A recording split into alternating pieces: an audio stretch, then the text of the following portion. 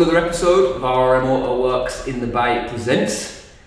Guest today, welcome Kurt, man. Hello, man. How you doing? I'm good, mate. One thing though, why am I on this stool? I want that chair. That chair's got me all over it.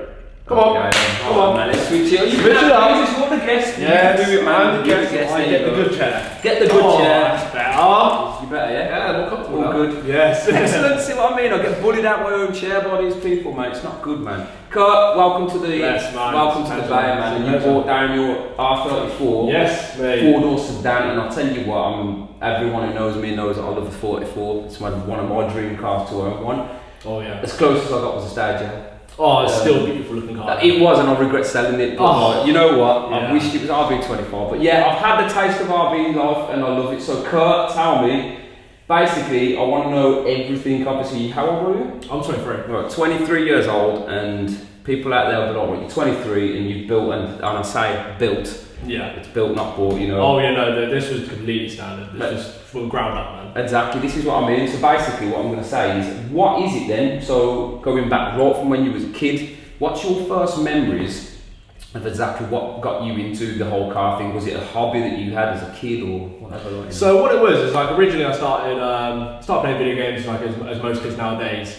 Was playing the Gran Turismos and like the old driver games, always get the taste of it. For the old mate, you know what it's like. And then I was just like got a taste of it. And then like when I got a little bit older, my dad started telling me about what he was like and how I was as a baby. Because like one vivid memory I have as a young child, as a really small baby, was him putting me in his old Cavalier and we'd just go for a rip down the road. And I just remember it because the first thing he did put me in the car, I smashed my head on the roof. Yeah. And ever since then, seatbelt or baby seats? Yeah, just plonked me in there and we'd just go for a rip. And I tell you what, it was one of those core memories that I can't get rid of. I just remember it to this day. Right, exactly. So it's called in basically. Yeah, literally, it's just buried in my mind. But then, like ever since like 5-6 years old, I've just been like playing video games, like literally learning about cars through games and that, and then like getting on like to like going through school and that. I was just never interested. It was always just cars. I just learned. Like I was doing drawing through like doing art as like a GCSE. So I was doing art and like always drawing cars. Like everything was like car orientated and stuff. So it just kind of just started from there, and like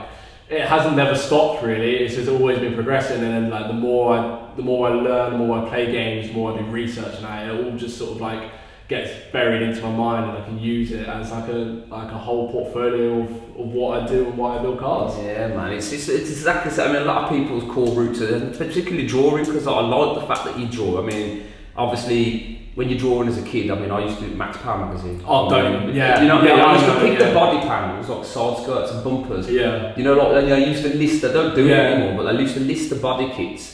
And I used to I want that bumper, that side skirt. I used to draw it on the car. I used to draw it out, the colour in, the colour I wanted it, the little design down the side. It, man, like the decals and the graphics. Oh, mate. So you've got your Need for Speed Underground games and stuff. Oh, yeah, it was like probably Underground 2 is where, like, Underground 1, like, I really enjoyed it, but Underground 2 is where, like, to be fair, looking at this, it is very underground, and hence why I've gone for this sort of style and that, because it's how it was. Like, that was like what really set me off into like the whole modifying scene. Like, it was just like straight off the bat, like all the big body kits and like the big wheels and that, and like the design and the bright colours. That was it. I was sold from there. No, honestly, man, it's really, really cool to know. I mean, literally, you're still a young lad, so you obviously grew up in school doing all of that and stuff. Yeah. Whereabouts are you from then? I'm from Devon. Well, Devon. So Devon is a nice part of the world, man. Yeah. Not up there, the smog-filled like cabins that we live in, man, up here in the Midlands. Nah, it's nice. So, what age did you pass your test at? Was it? So I passed at 17. Literally, it was 3 months after I passed. Turned 17. So I literally had like 8 lessons, done 1 test, and I passed straight away. Was you driving before that with your dad? Yeah, so I really learned to drive when I was like 14, 15. Like my old man used to take me out in his EP3. We used to just go out to an industrial estate, like get me to learn clutch control and stuff. Oh, yeah. And then when I turned 16, my parents took me out and bought me my first car. So my first car was a Civic EG. Ironically, in this colour, it's heating green. It's a heating green. So is this an original Honda colour then? Yeah, this is an original Honda colour. This colour is just so special to me because of it being my first car. You know, your first car, love you, you can't get rid of it. And that colour has just stayed with me, and I waited for like 5 years to put it on a car. I was waiting. I couldn't think of any other colour I could see this in. But yeah, so that's when it was like 16. I got my first car, so I started modifying that before I could even drive. Like I went through I think I went 8 or 9 sets of wheels before I could had to get the right set before I passed my test and that. And then I like literally started building that, done all the interior, like started painting bits in the engine bay, like as you do, the wrap can stuff. And then I thought, I had a little bit of rust here and there, so I thought, oh, you know what, I'm just going to cut it out and see where it goes. And I cut it out and I cut the 2 new quarters in, inners and outers, and then painted down the side of it, because when I left school, so when I was like 16, 17, I went straight into college and I'd done bodywork and paint and repair. Oh yeah, okay. So I was learning through college, going back home, I was just doing it on my own car. So I thought, while I'm learning in college, I might as well learn on my own car as well. And that's where the whole thing basically downward spiraled into me just cutting the corners out of my car. So that's it. So with that, I mean, obviously you're doing that as a job as well. Yeah. I mean, you've gone into so basically you started building your own cars as a kid, really. Yeah. You was in college. Yeah. Which is amazing, to be honest, because not many people now, and again we'll throw this out there and I'm sure you will agree, a lot of people kind of palm the work off and then take the credit. Yeah, whereas 100%, yeah. You know, it's with yourself. I mean, if you've been doing it since you were 16, and I love the fact that basically you were doing your EG as a driveway build before you could drive. Oh, 100%, so yeah. That there is like, that screams that straight away the respect is instantly earned just by doing that. Do you know what I mean? Like the whole driveway build was the fun part of it. I was literally cutting and welding on my driveway because I wanted to learn how to do it, and I wanted to see what it was like to actually properly go inside a car, basically. Yeah. So it was nice to do all of that work myself. I'd done all the filler work, I even done the paint work before I could even paint as a context. I learned to paint on my first car. Do you know exactly? Do you know what it's like when you do stuff like that yourself? The gratification and the satisfaction that you get out of that. It's next level. It's a completely different league when you do it all yourself. Exactly. You get so much self-satisfaction out of it. You just appreciate it more, and you take care of it more because you've done it yourself. Exactly the point, and that's one thing that I always scream about. If you save up and you work and you pay for it, my daughter's Rocket Bunny. Yeah. I got her washing up, vacuuming chores, and she'd spent all her pocket money on the paints and everything. And now when she does crash it, she's horrified because it means something to her. You know what I mean? It's got that connection to her because she hasn't got it given to her, or she's paid someone to build it. She's got that whole one-on-one connection with the car because it's hers. Exactly my point, and this is what I mean about when people say built not bought. It's like you can't beat the fact that someone comes up and it expresses your own individuality as well. Exactly. Yeah. So basically, coming on to your first car then. Yeah. First car was a 1993 Civic EG Honda. So I was looking on Gumtree at the time. I was just surfing through because my parents said, if you want to start looking for a car, crack on and see if you can find anything. Yeah. So I was looking at EJ9s, a couple of EK3s, and they're all they're nice, but a bit far out of the budget I was hoping for. And then this EG popped up one day.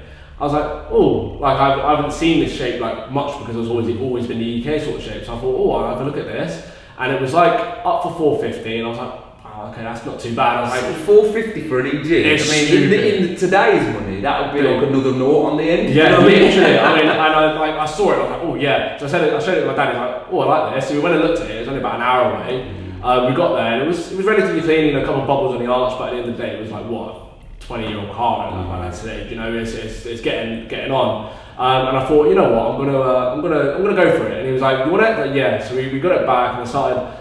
On the way back, I was sat in it with him, and that was it. I fell in love. Yeah. That was it. Did he drive it back? Yeah. No, but I was too young. I was 16 at the time, so I couldn't drive it. Man, so that's it. So honestly, the first car Honda, was it something about the Japanese car culture that you already had inside you, or was it just when you just liked the look of that car? So it was. I've always been into Japanese cars. I started off originally as an old school Ford man. My dad was an old school Ford. He had Mark 2s, Mark 1s, S, all the XR3i's and RS turbos and stuff. So just growing up, him teaching me about those and that, and then I started, watching YouTube, playing games, learning about the Japanese cars, and then that was it. Once I found that part of the internet, I was lost and submersed in it, and then I saw this Civic pop up, and then I knew, you get that, love at first sight sort of thing. I was like, that's it. Exactly what I want this, and then once I got it, I'd done all the research that I could about the cars and what you could do to them and what you can get from them, and then that was it. It was just literally a downward spiral from there. And that was it. It's the thing with the Japanese cars as well. It's like they've got this unlimited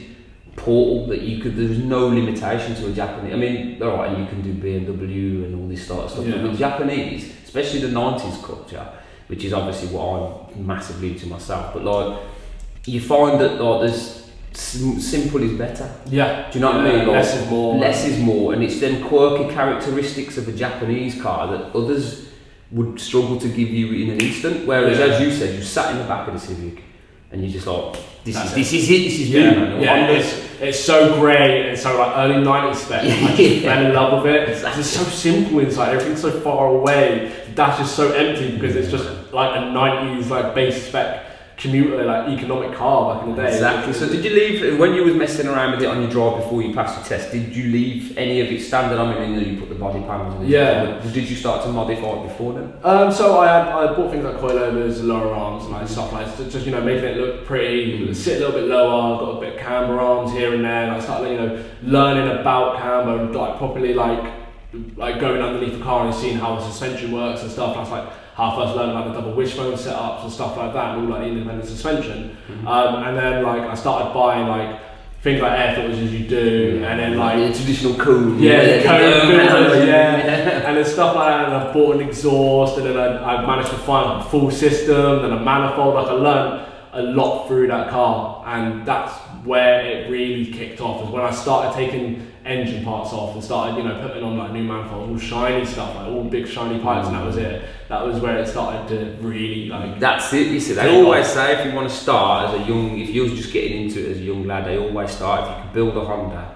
Yeah. Then you can build most things. Literally. It's like as we've got the EK out there, we're doing at the moment, and it's like they're very gratification to work on, and as you just said, it's nuts and bolts. Yeah, do you know what I mean? It is that simple to get connected with that car, and this is what I mean. When you've got that sort of connection with it, you find yourself falling deeper and deeper in love with that car as it goes along, man. So when you passed your test then at 17? 17, yeah. Where was the first place that you actually drove it? So you got your key and you're like, right, no outplates, I'm not going to be illegal and get tugged.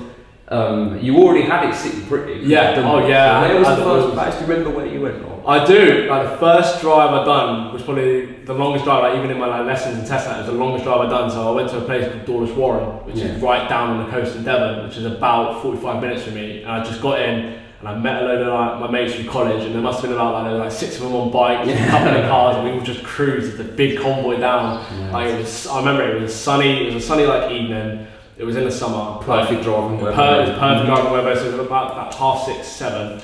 The sun's just setting, but it was clear skies, and we were just all cruising down. And we got down to the seafront, and we just parked up. And I looked back, and I was just like, "This is how I imagined it. This is exactly how I thought it would be." How did you feel, man? Oh, it felt so wholesome, and like it was so surreal. Like it felt like I had a life up until I drove, and then when I started driving, another life started. It just opens up more doors and completely changed my view on life. Like I had that sense of freedom where I could just go and just go wherever I wanted. Yes, it's cool, man. It's cool. Yeah, so man, that's everyone seemed to remember their first ever drive. Like, it's just one of them. It never ever goes away. I mean, the first place I went to is yours is brilliant. Mine's my nan's. I mean, you know what I'm saying? Like, I drove my Metro to my nan's, and my dad going there and said, "Kid, easy, no, I don't want to do it." And I'm like, "Okay, cool." And if I'd have drove to the cliffs in Devon, like in my first Metro, mate, I'd have been shot. Like, you know what I'm saying? But like, it was like the whole road and everything was just surreal because it's like it's a beautiful road. It just all like swoops and weaves all down the coast. You come up over a brow and you just see the sea and that. And you just see a cliff, and in a Honda as well. Oh yeah, I was just unfortunately I didn't have a VTEC at the time, but you could still get it up in the revs. Like it was one of those ones that didn't have a rev pattern as well, so I'd just be up in the it was no banks. I know exactly the ones.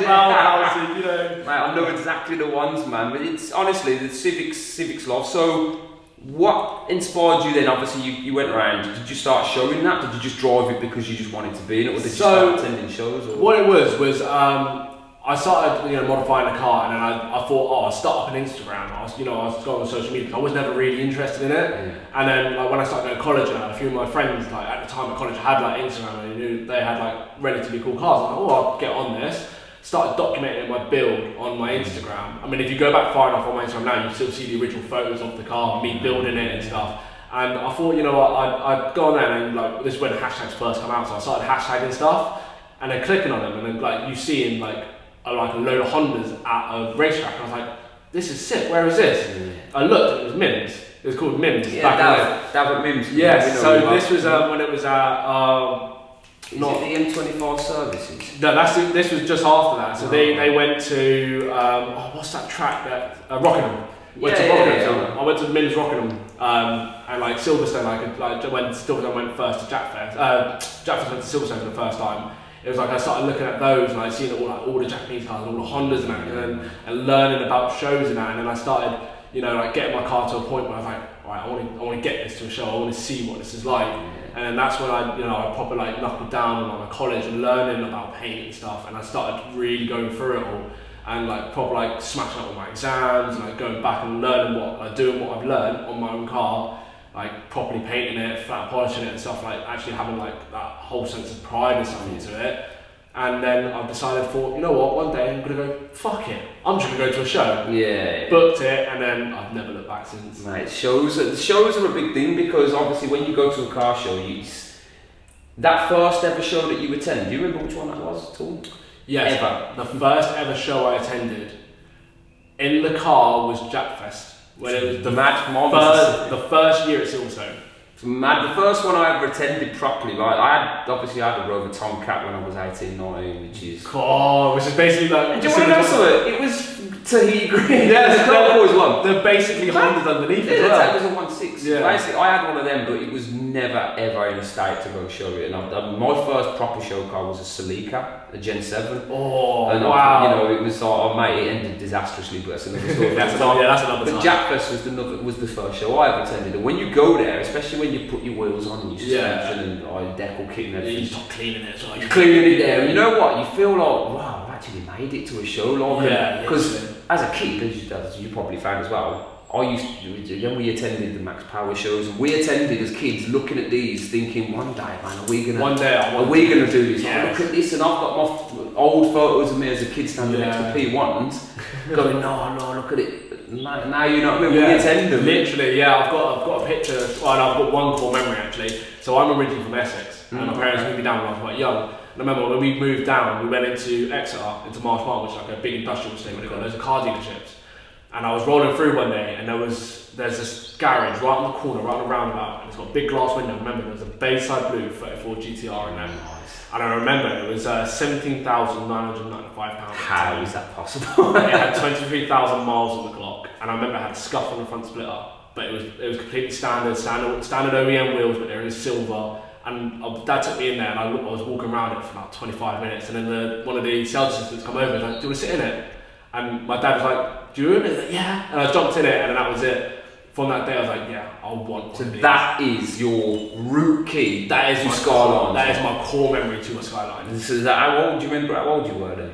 I was about, I think it was literally 3 weeks after my 6th birthday. So it's been rooted in. That's even more respect than like the admiration that I've got. Being just from 6 years old, 23 now. Yeah. And it's an R34, mate. It's an R34. It's an R34, and mate, you need to feel proud of yourself. I still believe that to this day I don't own it. Yeah.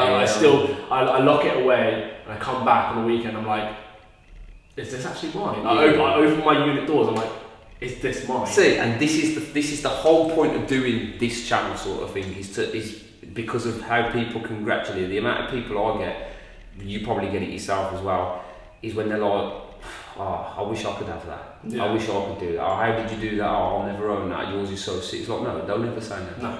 And this problem is that's just, everyone, and yourself included, never say. How can you never say never when it's 6 to 23 years old? It's not even 10 years. 17 years. 17 years. And you've done it, and you've still got your whole life ahead of you, man. Yeah. And you know what? It's like starting off at Honda. I mean, alright. And back when we was kids, Hondas were like £2 to get you a Honda. Literally, yeah. Honda was like. You know what I mean? But now everyone wants the Hondas. Hondas are a lot mad. So like, with your EG, your Teal one, what was the fate of that? Because as you know, it's no longer here. So what happened? It's no longer here. Yeah. So what happened with it is I had my time with it. I done like a show season with it. I went to like Castle Combe and stuff, and I travelled all up and down the country. And then I thought, I want to take it off the road. I bought another EG as well. I managed to pick up another EG. Oh, wow. The 1.5 LSI was on 25k. Mate, Not spotted it, had a front ender, so it was a little bit damaged. I was like, that's minor. Engine sound, the rad sound. So I took all of that out. It was only a little 1.5, but I wanted to put it in because I wanted to learn about engines and all that. So I took it out, gutted it, the whole loom, from the tail light all the way to the headlights, the whole loom was out the dash. It was all black interior, which is, if anyone, like any Honda boys know, black interior for an EG, it is rare loot. And I managed to pick it up for like £175. I was like, right, I'm doing this. And then halfway through the winter, I just lost all motivation for it. Because I got a daily and I had a Polo, it was horrible, hated it. So I swapped it for a Civic Coupe, and the second I got it, I fell in love with it. But the coupe? The coupe. Ah man, there you go then, so the Honda roots were still there. I couldn't leave the Honda game. Once I got the coupe and I like started driving it a lot more because it was being my daily, I just lost all interest in it. And if I remember rightly from seeing the pics I did, that Honda coupe, the one that you had, because a lot of people confuse them with the EK fronts, you had the EG front end. I did, yes. So it was actually one of two at the time in the UK. Yeah. I was literally just turning 19 when I'd done the conversion. So it was one of two in the UK in the whole life of that car. So I cut the front end off. I took it out one lunchtime on my lunch break at work, and I got hit by a UPS van. Oh man. Ripped the bumper off, smashed the headlight, folded like the front bit of the chassis again, so I had to pull that all out. And I got it back to my work, and I was like, what do I do? And I had my EG still there. Like, I had it in the whole time. I was just like, I wonder if that front end will fit on that. So I stripped off the front end of my car, stripped the front end off the other car. I started bolting stuff on, and the only bolt on panel was the bonnet. Really? Everything else was fully custom. No way. So the bonnet, I used the bonnet as a reference point. So I put the bonnet on, and then I put the EG wing on, and it was like, I don't know, 4 inches too short. Madness. And so I thought, right, there's a reference point where the arch line stops. Lob the arch there, cut the other arch, weld it on, and it lined up, and I mean perfect. And like it follows the door line, but it also matched up with the bonnet and the headlights. And I thought, well, I'm here now. And then the slam panel, none of the lights fit, so I cut the slam panel off, welded the EG one on. Bear in mind, no measurements. Like this was like me, like I got left with the welder and the grinder, and my boss was like, you do it. And that was it. I was there every night late, and I was just literally cutting and welding and learning how to weld. And I tell you what, to this day now, it was 4 years on, and it's still solid. Like the car is still going. To what I last know. But yeah, I decided to take this task upon me because I couldn't find anything online. I must have researched for about 2 or 3 days in total. There's nothing on the internet about this car. Like they're doing this front end conversion because people doing like with do like the US swap front end. Yeah. They never do an EG to EK. So I wonder why this is. And I got halfway through and I'm like, this is why. It's too much effort. But I'm too committed in it now. So I carried on and I blasted through it, got everything shaped up, the wings were all shaped, like I had to do a lot of metal work, reinforcing the wings so they didn't crack, and then like, learning like fiberglass filler and stuff. And then I come to it, like all bare metal was in the bay, and I was like, well, what do I do now? I've got, like, I don't want to paint it standard colour, I don't even know what colour I want to do the car yet. The car was still like, the car was Tahitian green with black wings, and the body was red. Ooh, red, I say pink, lime red. It fades so badly, and I thought, you know what, I'm trying to paint the bay something outrageous. So on Valentine's Day, I was, you know what, I got it in the booth and I gold metal flaked the bay. Mate, I tell you, I used about 1,200 quid of gold metal flake on this engine bay because it was sat there on the side, and I thought, you know what, I'm just gonna do it. And I tell you what, it's probably a bad decision because it looks horrible. It looks so bad, but it was what I wanted at the time. And mate, I remember coming out the booth and I'm covered in gold metal flake. Mate, and I bet that took so long to get off of metal flake as well. Oh yeah, honestly, it was just everywhere. Like in all the nooks and crannies, it was horrible. It did not leave me alone. Mate, this is the thing. Like the EG front end on a coupe is like obviously the Fast and Furious, the 3 black ones, the green chassis. They were the ones you see, and people will say, oh look, it's an EK coupe. Yeah. So it's not, is it? It's not the ones from Fast and Furious. So how old was you when you had that one? So I was 19 when I had the coupe. So that was, you know what I mean? To have that, and you had, knowing that you had the one from the Fast and Furious as well. Alright, it wasn't black with green. Yeah, but the thing is, with the EKs, they had slightly more aggressive swage lines down the side. Yeah. That's why I would love an EG coupe, but there was none available at the time. You know, like, the way this coupe come about, it literally, I swapped it for a Polo because Mate Boy, I'm guessing it was acquired one way or somehow, so he wanted to get rid of it. So I looked at it and I was like, I love the shape of the UK, but I just hate the front end. It's the big lights I don't like. I like the small squints and like the little side lights. And you there's a proper 90s feel about an EG. Yeah, proper is. And then like people got the car confused a lot because obviously you see the EG front end, you think it's a coupe. You look down the side, it's got a hard sway joint all down the quarter panel. Like even when I made the wings, I made a sway joint into the wing that dissipated at the top of the arch line, so it looked OEM. See, now that just again, it's like when you listen to how much work you put into that, you can fully understand why, and it just basically screams your passion for what you do and what your trade is as well. Obviously, when you said you knuckled down at college, just that computes, because obviously people putting swage lines into wing panels to make them look OEM. Yeah. Mate, that's exactly why I did mine the way I did it with the door lines, you know what I mean? To make that shut look OEM so people would look. I mean, a lot of people confuse it as two door. Yeah. It's not, it's still a four door with an operational rear door. Yeah. He's just done it that way. It's so done so nice and you wouldn't think of it twice a day. Exactly, which is when you looked at your city and you had the swage line, mate, it just screams. You know what I mean? It screams it, man.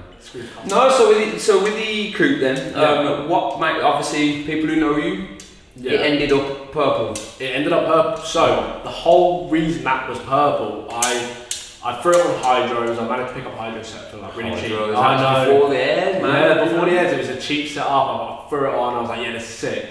Got to the time, I'm like, wow, I don't know what colour to do. I've been driving around like it's got black wings, like a fucking Tahitian green bonnet, and the car was red. I was like, I need to sort this out. Yeah. So I thought, oh, what colour to do it? And a friend of mine, a good, probably my best mate, like Reese Parr, he had a polo at the time. I know he's going to be watching this sometime, and he's going to be like, oh, here we go. So he had a polo in the same colour, and that was it. I was like, yeah, I want that colour. That colour's sick. Okay. And it was come to the day of me painting it. I didn't have any paint ordered. I had no paint there. It was all prepped, ready to go in the booth. I was like, I was stuck in the colour, and I thought, you know what, I'm just going to do it. When I bought the purple, got the purple in, and I just started layering it on. I was like, yeah. And I stepped back after I'd done the last coat of clear coat. I stepped back and I was like, yeah, it works. That sets the car off lovely. And then until I got it in the sun, that was it. The sun, the way it popped in the sun, like it was purple, like brown with some lights, but as soon as you get it in the sun, it was pink. You see all the like the pink like metal all coming through as you move over the switch line.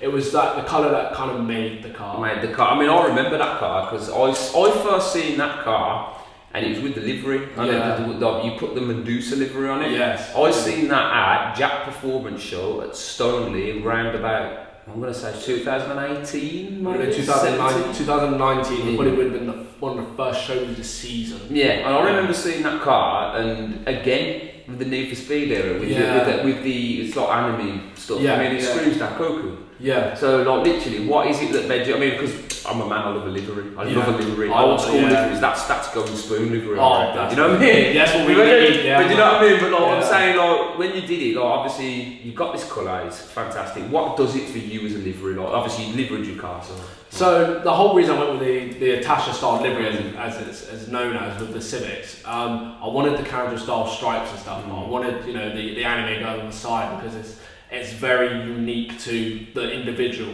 And I just put up one day on Instagram, like, anyone would design me a livery, and this young lad from Poland actually messaged me like, yeah, I'll do it. Must have been about 13 years old, and he comes back with his livery, and that was it. It was one of the first ones I got done, and that was it. I was set. So I got that made, printed, and applied on the car. And then it was just the way it all tied in. Did you apply that as well on yourself? No, I didn't. That was. It's hard to do. Oh man, I tried stickers and I was like, nah, I'm gonna take this. And one of my good friends from Honda at the time was like, yeah, I'll do it for you. And I proper like went down there and helped him design it and like replace stickers and stuff and like basically redesign the whole thing that he gave me. He gave me a nice base to work off of. Yeah. But the whole like aspect of his design is still his design. So I got that applied, and that like, the whole story behind that is because I wanted, make a little bit of individuality to the car. I wanted to make it more me. I wanted to do something that nobody else had done at the time because nobody had liveries really in the scene, and I wanted to be a little bit different and then take that step that nobody was wanting to take at the time. You know what I mean? Because it was too risky. Because like, is there something that you find satisfaction about with your liveries? When the transition of it from being on a screen or template, and then when you see it start to merge into real life, different. Like it's a level and a half because like I'm like, do you know what I mean? When you put one on, play it and you're like, okay, it was cool. Yeah. And by the time you're halfway down, you're like, right, this looks like that up there, you know what I mean? But sometimes you get to a point where it's like, this ain't gonna look right, it's just not lining up, and then when you get the last like big stick and on, it does, and it finally goes over. It all sets into place, you're like, wow. But this is it. I mean, nowadays you've got things like Forza Motorsport, but Yeah. that's where a lot of people can do their liveries now. Yeah, And it's very much easier so. like that. Back in the day when design, we was doing that, and you know, it was like the only games that you could really put on was the Need for Speed. But again, it wasn't the same. No, You could just all preset. Exactly. You know what I mean? Work off of it. But no, yeah, like the whole livery thing was just like a real spur of the moment. It looked mint because I remember that was one car that stuck in my head, and I swear to God, I probably got one somewhere with a photograph of that car. I'm back in we're talking what 2000, talking 3-4 years ago. Yeah, literally, just over 3 years now. Like that car was around and had delivery on it, and it was crazy to think that was that long ago now. Man, it's just like when you look back at shows and like you'd see the different cars you've had. I mean, was that the car that? Because I mean, obviously you're well known in this whole in the car scene, as they call it now. Yeah. You know what I mean? Was it that car that kind of broke you? I mean, we all do. You've just expressed, and I really appreciate the fact that you do it for yourself. Yeah. You should never build a car for anyone else. I'm very like, if you build a car to win shows, it's cool, but I just don't appreciate it as much as if you build a car for yourself. Exactly. I mean, you know what I mean? For the risks that you took, again, just when there was no liveries around, you're like, I don't care. Yeah. I'll put a livery on my Civic because I want a livery on my Civic. Do you know what I mean? I want to do it, that's why I did it. Exactly that. But do you find that car was when people were like taking note and going, oh, this geezer can build a car? That's it. Was it around that time? Well, it's just before that. So like originally when I'd done the front end swap, I got a lot of traction then. I was like, right, okay, this is like, people are like, okay, this is quite interesting. And when I painted it and got it out for the first reveal shoot, that's when I started like getting all the followers, like loads of messages and people like, oh yo, how did you do this? Like, what process did you do? Like, who did you take it to? And when I said I've done it myself, they're like, do you want to do mine? Like, when can I book you in and stuff like that? Yeah, is that even that? Literally, mate, I had like people that were asking to have the same on their car. They wanted that front end on their car, but they couldn't find anyone to do it. How did that make you feel though inside as a person? It was so good, and because it's such a hard task, nobody wanted to take it on. I felt like I accomplished something that is really unique, really hard to do. And being at such a young age as well, being like literally like 19 years old, I was just like, wow, this is wild to think that like there's people that own garages that don't want to take this on. It's crazy, and it's a thing. I mean, literally, was you when you did that? Was you working full time then in the garage shop? Yes, I was working full time in a body shop, and I was just, you know, like I'd be day in day out like painting. I was learning to paint at the time. I wasn't even a painter at the time. I was still an apprentice. So I was learning to paint and doing the car alongside my work. You know, you really like, prevail as a painter and as a bodywork specialist, because you can learn in the day, practice on your car. If it goes wrong, it's not the end of the world because it's your car. So you can just sand off a bit more filler, put a bit more in if need be, and like you can learn. That's how I learned all the swage lines and stuff. Because like, if you do it on a customer's car, it's different because they're waiting. They're technically waiting for the car. If you do it on your own car, you've got no timeline. Yeah, of course. Exactly that. And this is what I mean. This is what builds that. I mean, this is why when like that was off the road to Subaru, it took like between January to August, because I get exactly what you were doing. I was in here working, doing customer cars and whatever. Yeah. And then that would just sit there, and you know, like halfway through, you look over and go, I really need to finish that. Yeah, I really need to get on and it's that. in primer, and there's bits missing off it, and you're like, oh, man, it's so demoralising. It's so demoralising. You know what I mean? But like, obviously, you pushed it out, and it's yeah, man, it's such an absolute blast of a story to listen to, and the way you come up with that AG. So, if that's how much effort it took you, what made you? Did this Skyline kind of come along, or was it? Did you just finally go? I want the dream? Because obviously, from 6 years old, Skylines have done something. That was it. It was there. So the whole story with why the coupe had to go is I just swapped it. Went through hell and back with that car. Like I bought this V18 C4. It was built like a fully built top end, dual valve springs, port and polished. And I had like a real high intense map on it, and I was like, this was sick. It lasted 2 weeks. I don't know what went wrong, but I was doing a pull, and it literally, I think it sucked up all the oil to the top end, couldn't get to the bottom end, and run on the bearings dry, and it started knocking. So I was like, it had 2 weeks. It was lasted 2 weeks. After all that time on the stock engine, you just go to what you need to do. And that was the fourth engine at the time with the car. I had a world of issues. That car, we went to hell and back with that car. And I managed to pick up a B series again. Another B series for £400. So you can't do that. You cannot do that. This was the bottom end with a sump, and a head and cams, literally a bare engine, but with like no inlets and that, but like, everything was inside.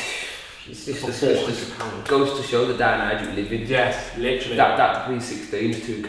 That's scary. It's stupid the way the price. Like even like when I paid for like I bought the V16 I bought originally was £1,800 at the time, but I got an S9B box, got a Skunk 2 manifold, I got a DC Sports racing manifold for the exhaust. The Skunk 2 manifolds are worth more than what you pay for the engine. I know, it's mental. Like it had blocks, dual valve springs in it, it had a fully polished head that was built by an actual racing company and stuff. And it was all well-known like parts on it, and I've got people like, well, you overpaid for that. In today's market, you couldn't even get half of it. Exactly. Do you think, while we're on that subject, do you think that there's, I mean, I don't really know. If someone asks me what the scene is, I don't know what it is, but do you think the reason for that is because of the reason why things and parts and engines have become so expensive, and cars alone?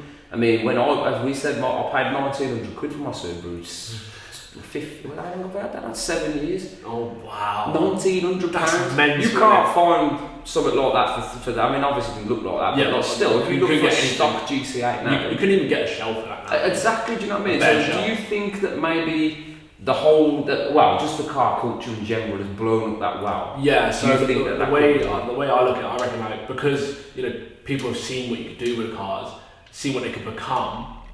The whole market's raised with that, and like that doesn't help with the whole COVID bullshit and stuff. That also is raised and stuff, but like especially like some of the Japanese stuff now, like it becoming illegal in America, they've raised the prices as well. Exactly that, man. So like these in general, like these have just shot up in prices. I mean, when I bought my Stagia, I was gonna buy one. When you could get these for around about 7K.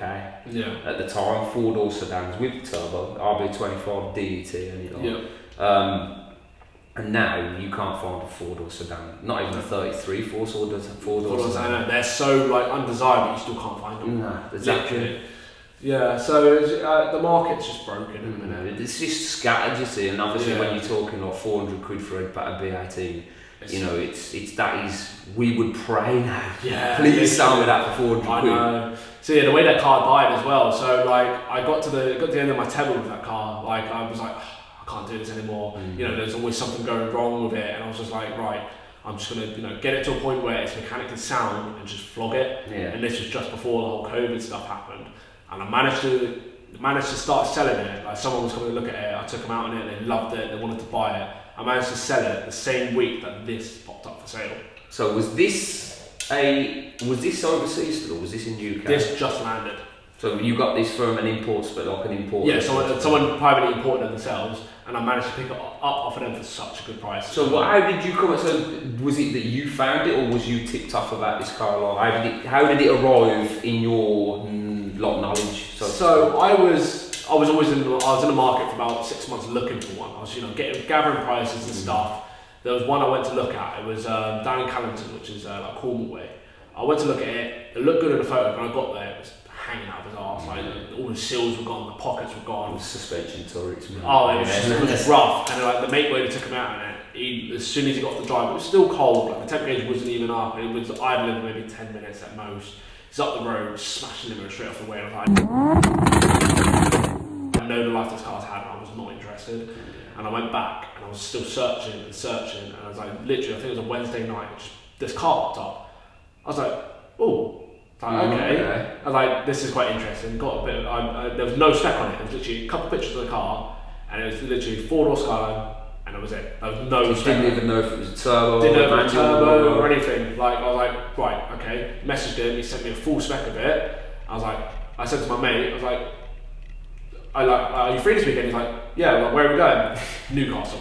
Newcastle. From where you live, that's a mission. Yes, it was 6 hours there. So drove there, and like on the day driving up, I was like, I'm just going to look at it. I'm not going to buy it. I'm just going to look at it. He's like, that's fine, that's cool. That's what we're doing. We're going to go look at it.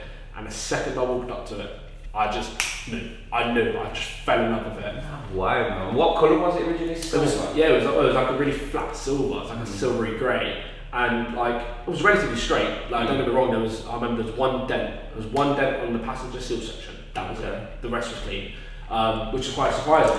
And the day I actually arranged to go pick it up, he dropped the price. Like to go look at it, he dropped the price on it because it was originally up for 8.5.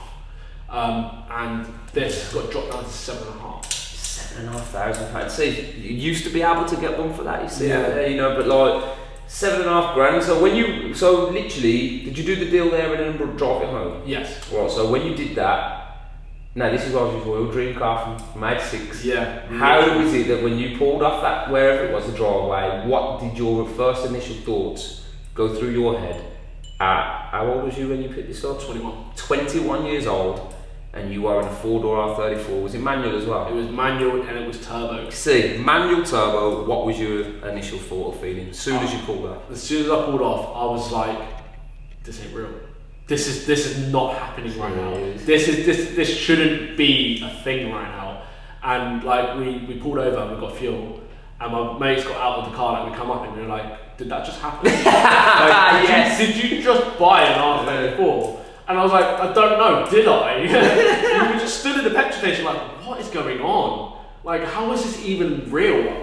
We were just so shocked at the fact that I've said for so long I've wanted one, and I managed to get one at 21. I got my dream car at 21 years old, and it's just nuts. It just doesn't compute. Exactly, this is the whole point I tell people. People always say can't. It's living proof that you can, and you know what, it's like many people do it nowadays. It only comes to people who put the effort in and work. Nothing's ever given to you. Exactly. And obviously all the troubles you went through with the Hondas, you learnt using the Hondas yourself. Yeah. And obviously it was completely by stock. The only thing done was that the swap was done in Japan, but it wasn't even running right. Okay. So the reason that the price was so down is because it wasn't running right, it wasn't boosting. And I diagnosed it there. I knew it, like as soon as I opened the bonnet, I was like, something's not right here. And I rang my mate, and he was just like, check this and check that. And it didn't have plugs for stuff. It didn't have plugs for like the boost actuator or the TPS. And he was just like, right, take it because there's something really simple wrong with that, but get it because it's a good car. Yeah. So I was like, yeah. So we got it back, and when we got it back, we started like stripping it down. It was using an NA loop on the turbo car. Oh really? So it didn't know what was going on. So as soon as you hit boost, it didn't have anything to gauge it or read. So it was just like straight into safety mode. Bought an engine loop, and my mate who's had Skylines for years, he was like, this is the healthiest RB I've ever heard. Mate, it sounds healthy even now, and like, you like to have some fun in it. I like to have some fun in it. It's been up and down the country. I've done thousands of miles in it, and it's just. There's something about an RB. Is the engine completely stock in this? Engine stocked what I know. To the knowledge I know of it, what I've done with it, all it's got is a front mount and air filter, and like RA compacts. But it's just the way they are. My stage, and even now, it never ever broke. Yeah. It never broke down. It never felt. I drove it around Cornwall. I drove it around the coast. I took it 800 mile trips. Wow. Never ever failed me. The only thing that did break on it was the ignition barrel, and I got stuck in and pulled. Wow. But genuinely, apart from that, it broke the barrel, and the actual ignition barrel collapsed. Oh. So when you put the key in, it's jammed. Yeah. I had to get a locksmith with my stage out to smash the whole steering column off, break the barrel, and then I started, for the rest of my holiday, I started that car with an orange screwdriver. I love that. That's so ghetto. It's so ghetto. People are not looking at me because I don't look my age. People are jumping and they see like the thing hanging out, the little plug. Every time I get in it, I'm like, with a screwdriver, revving it, and you nicked that lot. You've taxed that. You know what I mean? But honestly, as far as RBs are, as long as you don't put like millions of horsepower boost in, and look after them, you give them the love that they need. Like it's any engine. The same with like rotaries. Like with my first job, we used to deal with rotaries all the time. Like, I've been around 7s and 8s for years. I know my way around one. Like I'm happy with them. Like, if you treat them right, they'll treat you right. It's just literally all care. Like as any engine. Like if you treat it right, it'll just go on. It's mad, isn't it? Yeah, so you got it stocked. Obviously, once you sorted the engine out and it was running, your dream car secured. Yeah. So what then was it for you that think, right, was it that you was just like, I'm going to just do this now and I'm going to really go? Because obviously, and I'm not just saying, it's a stunning example. I've seen hundreds of these come through this door. Yeah. Loads of them. I worked on one for Jack Fest, a white one. Have you seen the white full door? Yeah, with the raised. With the Nismo skirts on it. That's it. Yeah. It's got the GTR spoiler on the back. I know the one you're in. I prepped that car for him genuinely before about 2 days. So when he come through, I've seen hundreds of them. So what is it that made you? I mean, this is a stunning piece. What was it that you thought? Right, I'm just going to go town on this thing. So what it was actually like a childhood memory. So back when I used to play Gran Turismo 4 on PlayStation 2, yes, what a was game. the Blitz R34 in the game with this exact Eurus D1 yes, spec 2 you know what? I didn't even. Of course it is. Yeah, because obviously the quarters and doors aren't running it. The wings and the bumpers are the same one that Ken Newbury used in the 2001 D1 GP. Out and down the Of course it is, I didn't even realise that. Yeah, so that car and that game was the reason why I wanted this kit on a 4-door and why I love the 4-door so much. Like that, like I've always like that one core memory of being sitting in the sun was it, but playing that game got me in love with these 4-doors.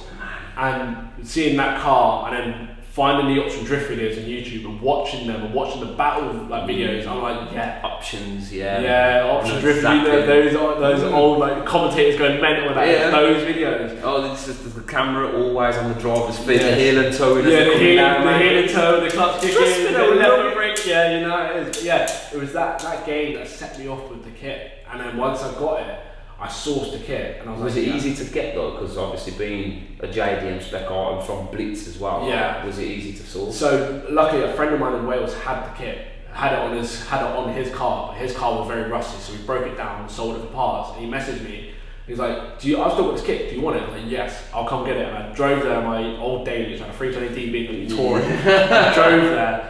And I had a passenger, and the passenger was sat in the dash like this on the way back because the whole kit, I managed to get the whole kit in the car without cracking it. Like these bumpers and skirts aren't small. Like imagine that side skirt in a touring. They're deep though, aren't they? Yeah, they're wide as well. The bumpers are just so like deep. I managed to fit it all in this touring. My passenger was not happy, but we don't worry. We don't care. I did exactly the same with picking the carbon bonnet up in a Lexus RS200. Love that. We got the bonnet in the car. So we literally opened both doors and it sat on our head down up the M50. So we're like that, the bonnet's resting on our head like that. How you fit a bonnet inside a 4-door car? But we did it. You do it for parts, don't you? You do it, you make it work. But yeah, it was a mission to get it back, but we got it back. And I started fitting it, testing it, and I was like, it's coming to life. It's coming to life. It's coming to life now, Started sorting the kit out, getting it all prepped and that. And then when I got the bag set up and I got the whole suspension and the wheel set up, did you have coilovers on it? So yeah, it was straight forward airbags. So it was originally on coilovers. I had teams, and I was like, oohing and ahhing what to do. And then someone messaged me like, we're making a new bag setup. So shout out to Royal Automotive for this. They're making a new bag setup. So they had a BC coilover with a dual bellow sleeved collared bag. I was just like, right, okay, I'll give this a go and see what it's like. Put it in, I set all the air up, done all the 3P management and stuff, and like I dropped it down for the first time with the kit and everything, and I was like, I stood back and was like, yes. What have I done? This is next level. Mate, was it on, what wheels was it on at the time? So these obviously a new No, these are brand new wheels. So it came over on work Eurolines. So that they were made in 2001. They still had the OEM sticker on it. So it's like old school, like fat 5-spoke, but like similar to VSKS actually, but a little bit less like really weak specs and stuff. But yeah, it's similar style to VSKS. Came over on those, and I managed to have a contact out in JDM Distro out in Northern Ireland, and they were like, "Oh, we've got these wheels that look good on your car." Done me a good deal on them, and I was like, "Oh, how long will they be here?" Like 2 days. I was like, 2 days from Northern Ireland? Yeah. They turned up as I finished bagging the car. So literally, I finished the bags tonight, the wheels turned up in the morning. So it's like absolutely, it's just like it was like a follow-on event. It was weird. It was like Lego it was just all falling into place. Like it meant to be. Works like it's so nice. And then I took it straight to my unit, chucked the wheels on, put a bit of wood underneath just to get a grasp of it. And the way the whole fitment all dialed in, it literally went straight arch lip straight away. Perfect, like dead perfect. I was no way, not even adjusting any of the cameras. No adjustment whatsoever. It would just walk straight into arch lip. Tell you what, when you look at the fitment, I mean, even these ones that you've got now, because you had the Blitz, didn't you? You had a set of Blitz on it before this. What wheels? No, I had work notices on them. No, the work notices. Similar to the O3s. They're very similar. They're the same style. I had those still sell, by the way. Yeah, heat them up, man. Top sold. Yeah, come on. So I had those on before, and they fit really nice. But the 10s up front used to rub the inner tubs on the full lock. Hence why these are a little bit weaker spec on the front compared to the rear. Yeah, but it's just drives so much nicer. It's so much more dialed in now to the 9.5s. I don't rub any in the turrets on the turn.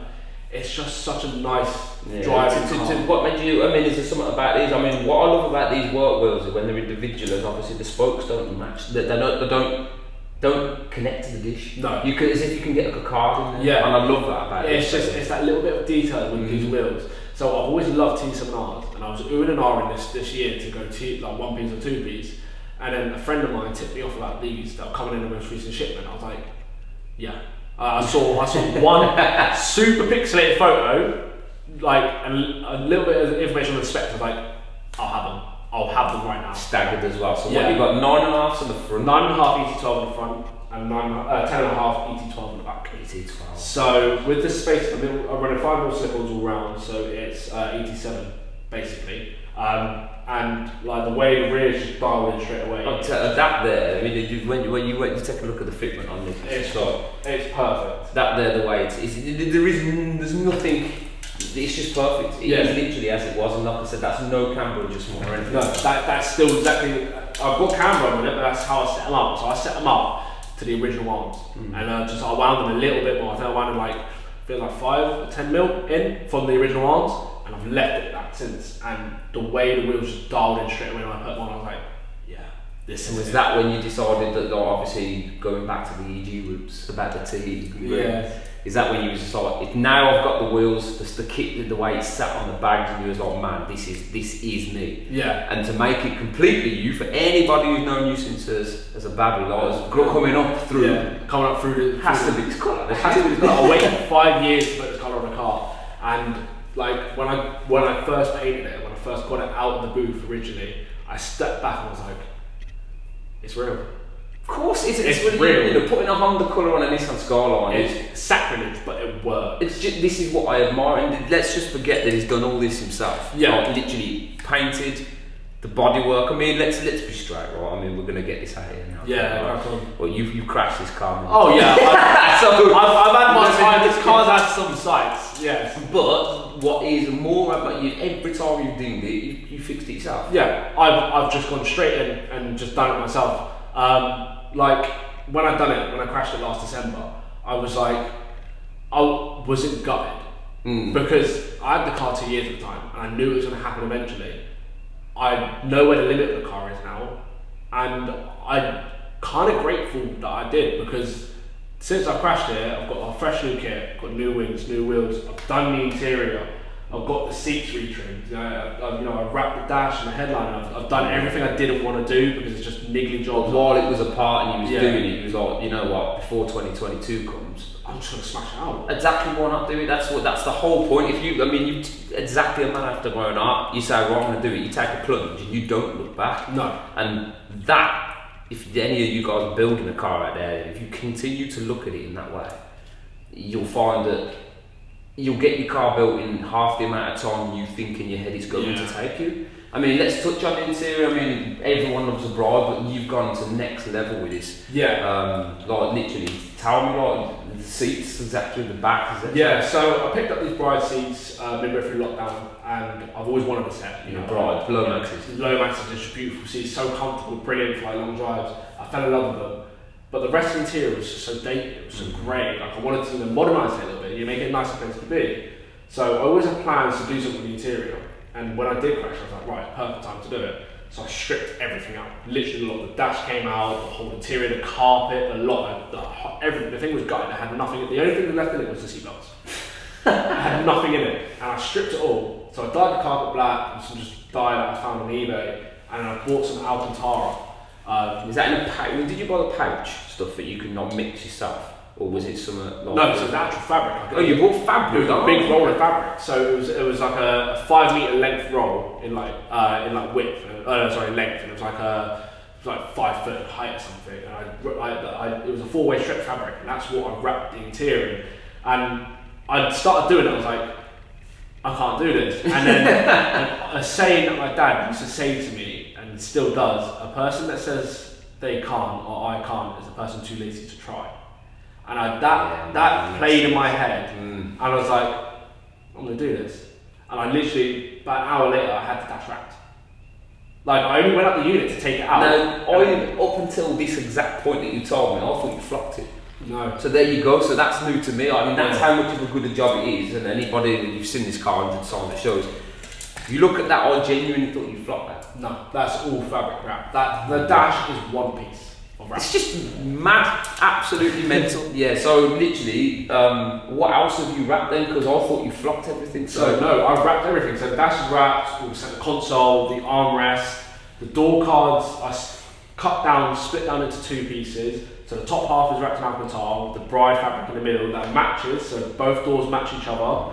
They match throughout. The bottom half of the door card is a custom paint that I mixed myself. So when the sun hits it, it's got a blue tint to it with a rainbow pearl in it as well, so it goes all through all the colour range. And then the rears, I always had plans of going black seats, and I thought, I'm going to do something different. I've never seen broad seats in the rear. That's what I thought. You know what? It matches the front, and the way the fabric goes through the seats, they start the same colour and end at the same colour through the front and rear. And I've never seen that. That's the first ever time I've seen. You ever seen broad seats in the rear?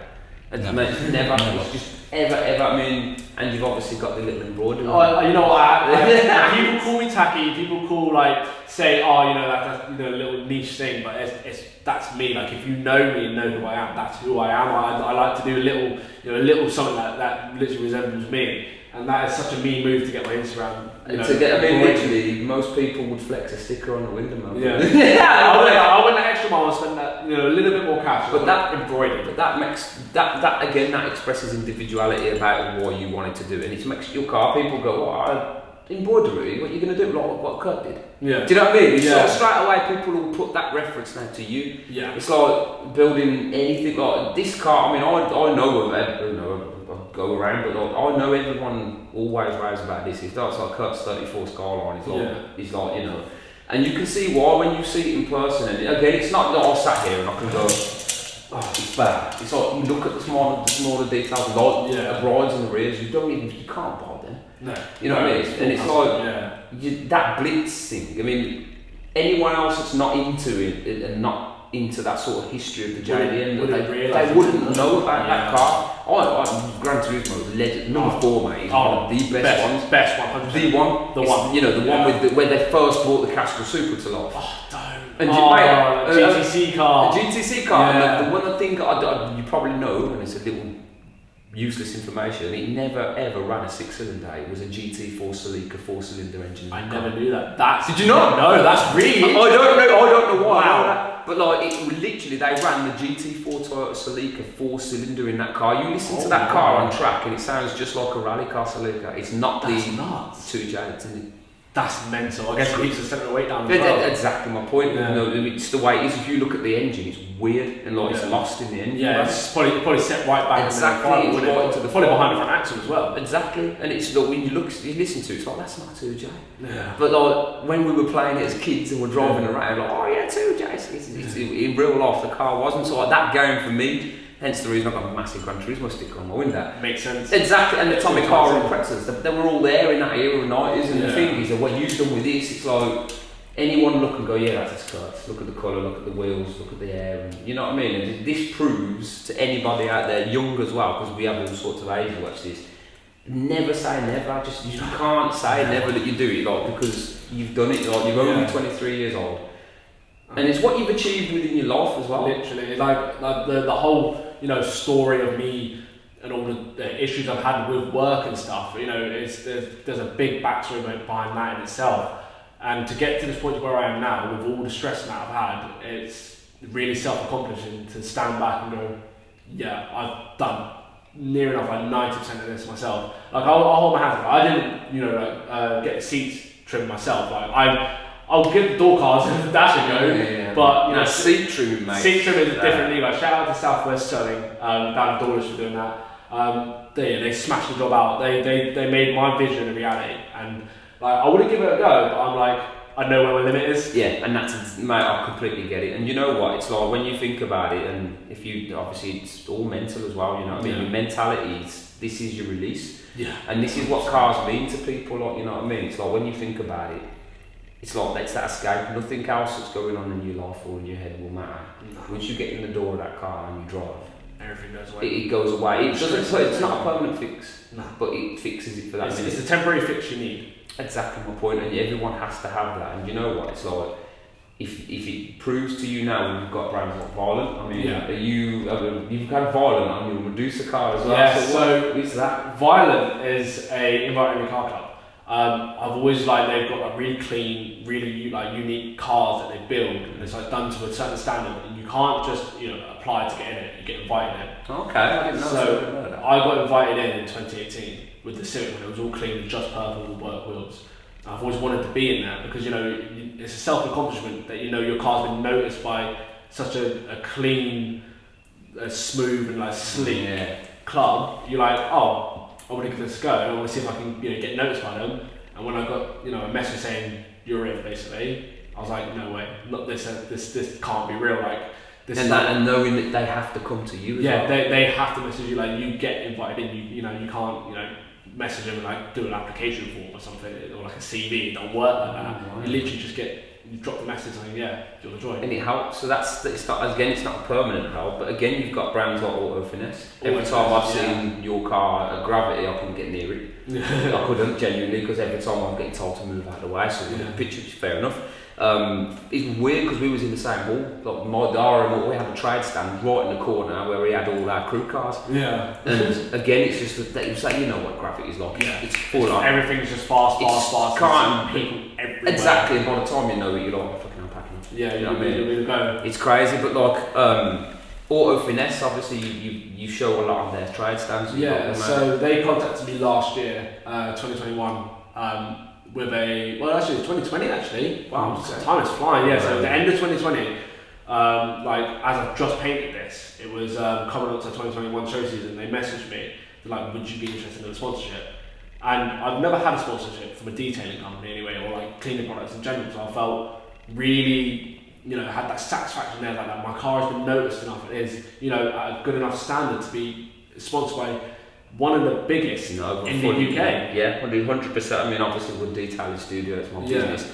Auto Finesse, I love what they do. I mean, I love the fact that their bays are immaculate. I love the fact that they spend the time on videoing the processes to help people out there that want to do it themselves. Want to learn and stuff. The way they do it like with loads of information as well.